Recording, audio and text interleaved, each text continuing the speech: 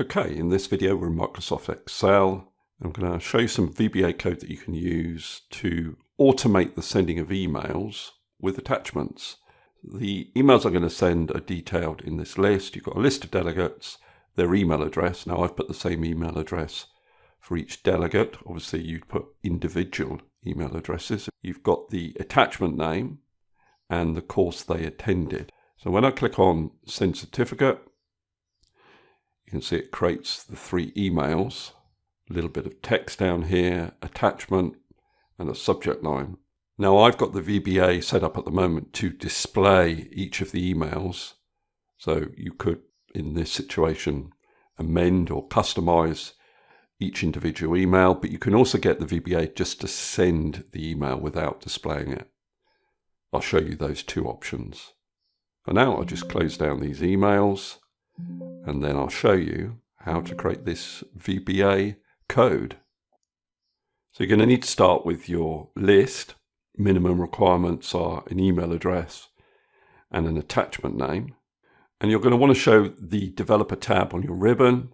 And that's hidden by default. So if you right click on one of the other tabs, go to customize the ribbon. You can tick this little checkbox here, and then your developer tab will appear on your ribbon.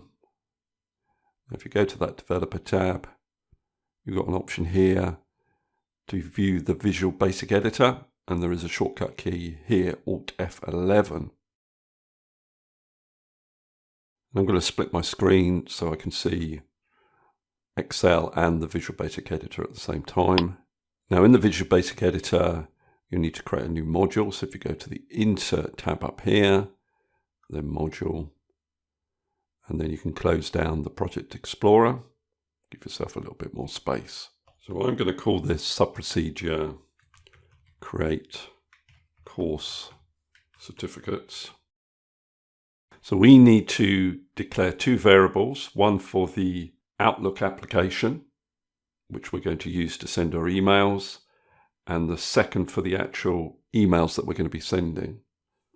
So I'll call the first variable EApp, Email Application, as object. And then I'm going to set that object, EApp equals CreateObject, open parenthesis, and in quotation marks, Outlook.Application. Close speech marks, close bracket. That's our first object. The second is for the actual email items that we're going to create. So I'll call that EItem. You can call it whatever you like. As object. And then to set that email item, we're going to say set EItem equals EApp. EApp being the Outlook application that we've already declared at the top there, dot CreateItem in bracket 0. There is another way of declaring these 2 objects. You may have noticed that I didn't get much help in terms of screen tips, IntelliSense list or anything like that whilst I was typing that code. If you want a better user experience, you might consider going to Tools, References, and referencing the Outlook library.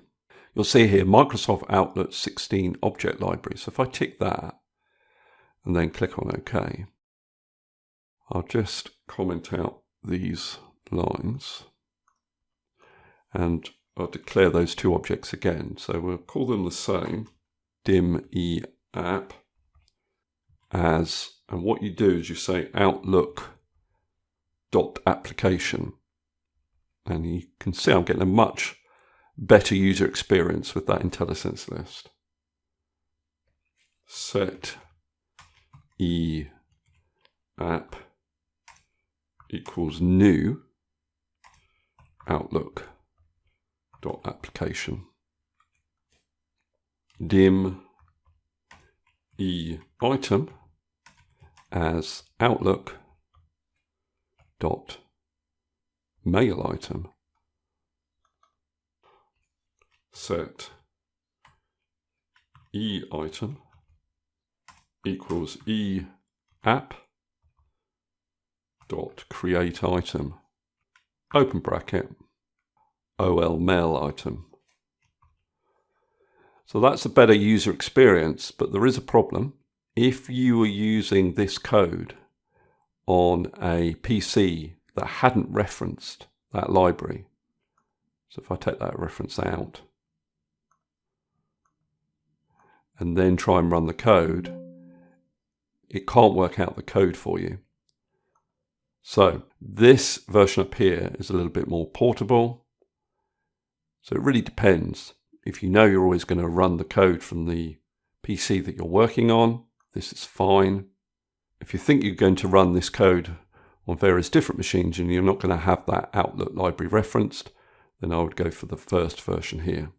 Now that's actually what I'm going to do for the rest of the video. I'll comment out this version and I'll reinstate the code up here. I'll leave this here so you've at least got an example of the alternative code. Now the next variable I'm going to declare is for the file path of the attachments. All these attachments that are referenced here are in the same folder. So I'm going to call this variable path and declare it as a string, and then path equals, you have to put the path in quotation marks, and I've already got the path on my clipboard, so I'll just paste it in, close the quotation marks at the end. You need to make sure you have that closing backslash at the end of the path. So the next variable I'm going to create needs to reference the first column in my data here. I need some way of looping through all of the names in this table. So I'll call this variable RList, recipient list, and I'll declare it as a range. And then I'll set RList. And essentially what it needs to refer to is from A2 down to the last consecutive value in this column. So it will be equal to range A2, comma, range A2 dot end xlDown. So that's the equivalent of doing Control-Shift-Down arrow key. And then I need a way of referencing each individual name within that range. So I'll declare another variable called R for recipient as range. So these two variables are going to be used within the for each next loop, which I can start down here. For each R in RList, next R. Let's take out some of these spaces. Now the first thing I need to do within this for each next loop is create a new email. And that's where I need to take this line of code here, set EItem equals EApp.CreateItem. I need to take that, cut it from its current position and paste it within the loop. So each loop will create a new email. Then what I need to do is I need to tell the email what to put in the to line, what to attach, what to put in the body of the email, etc. Now to specify who to send the email to, what we do is we say EItem.to, and I want to reference in the first iteration of this loop the value in C2, then in the second iteration of the loop the value in C3, etc. Now the way to reference the correct email address is to say equals R. So remember R is each cell within column A. We're going to say R.Offset, no rows, we want to stay in the same row, but we want to reference the value 2 columns across. So I'm going to offset by 2 columns. Next I'm going to specify the subject line. Now to do that I would say EItem.Subject. Put a capital S in there if you like. And the subject line needs to be something like your certificate, colon, and then the name of the course. Now I've got the name of the course in column E, which is offset by 4 columns from column A. So what I could do is I could say something like, your course certificate, colon space, concatenated with, I'll leave a space before the concatenation symbol, R.Offset 0,4. So next I want to specify the attachment for the email. And to do that we would say EItem.Attachments.Add. And I'm going to put capitals in here because I think it makes it slightly easier to read. But you can see here that I'm having to specify EItem each time. It's always the same, EItem dot, and then the particular property of the email. So to make this easier, I'm going to type with EItem and then bring these lines down onto separate lines and get rid of EItem on each line. And then right at the bottom here, I'll need end with. You don't have to do that, but I think it makes it neater, easier to read, easier to type. So now I need to specify the whereabouts of the attachment for this email. Now the attachments are all stored in this folder, but what I need to do is specify which file in this folder to attach. And the name of the file is in column D, so offset 3 columns from column A. So what I'm going to do in brackets is say path concatenated with R.Offset, no rows, 3 columns. And I'm getting an error here because I need to put an extra bracket at the end there. Now body of the email. I want to say something like, dear whoever it is, Vernier or Marvel, please find your Excel Fundamentals course certificate attached. Many thanks, Blue Pecan. So I'll say equals dear. I'll put a space in there actually. And I then want to concatenate that with the first name of the recipient. So I'll say R. And then I want to come down 2 lines.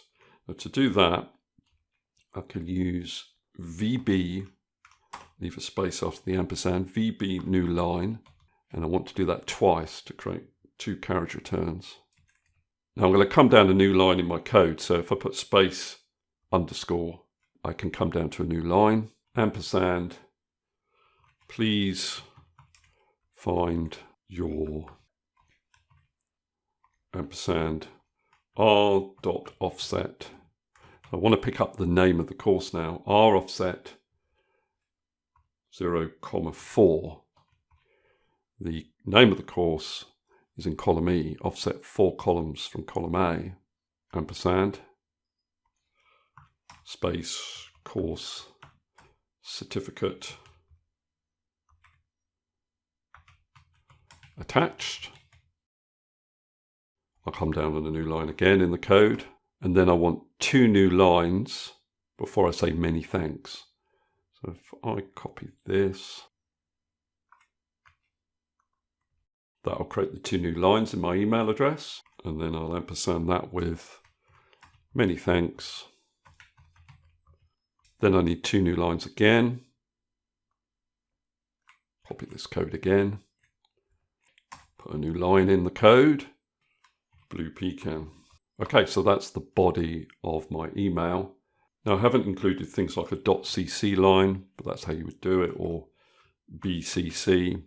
I'll just keep this fairly simple. But last of all, I need to define either whether I want to display the emails or send them. So we'll put display in to begin with.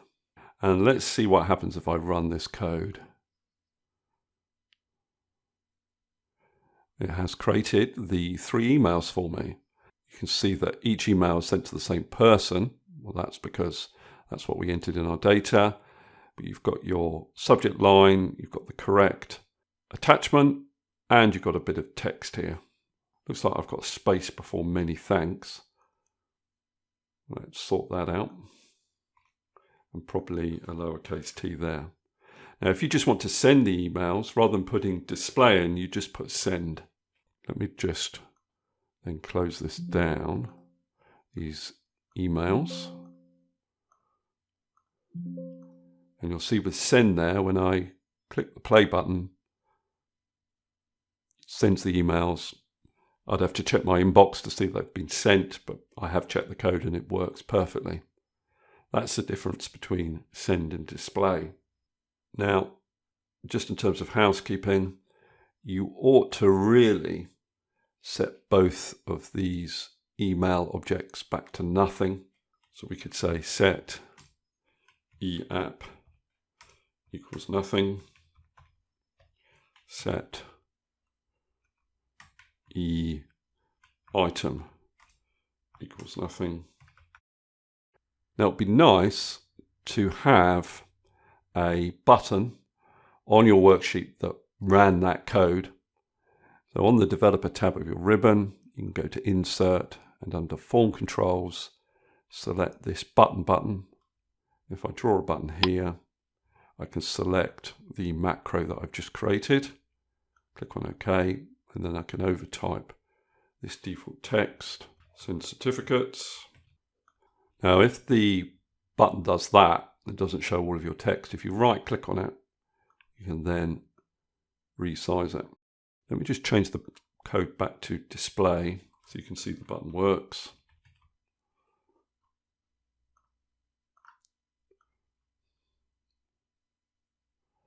There we are. Got a little button that will create all the emails for you. Okay, that's all I wanted to cover in this particular video. Hopefully that's useful. If it is, please give me a thumbs up, subscribe, and I'll see you next video.